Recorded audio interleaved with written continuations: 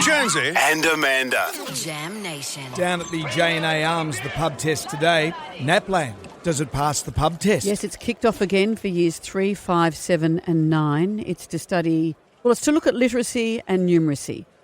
Annually, it's nationwide. We found last year that 1 in 3 Australian school students don't meet the literacy and numeracy benchmarks, and the results from the year before weren't much better. So what they're saying is, if we're pinpointing the inadequacies, why aren't we fixing them? It's designed to show where we are. It's to make the education departments, the schools as well, accountable. Mm-hmm. The pressure should not be on the students, but the students take on a lot of this stress. How do you feel? NAPLAN, does it pass the pub test?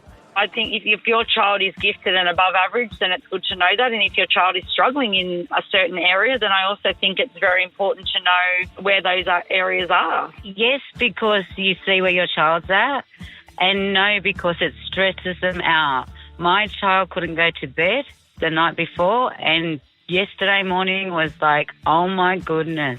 Her tutor is high in the NAPLAN, marking him and everything, so she wants her to get high in the test. So it really stresses her out. It could if it was done properly. I'm an authentic industrial arts teacher with over 40 years' experience in the classroom. New South Wales and state level and federal level do not spend enough money to make NAPLAN a useful tool. I think the writing in the English is very good.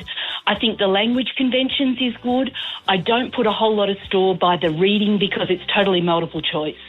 And so I don't think that's particularly valid, but the writing is an excellent test. The reason it doesn't pass the pub test is because the curriculum in our schools changes but doesn't change to improve literacy and numeracy, and that schools prep kids unbelievably for NAPLAN so that the results aren't necessarily an accurate account of how kids are going. At an international level, Australia is dropping globally in terms of its literacy, numeracy and educational standards. We need to overhaul the entire education system.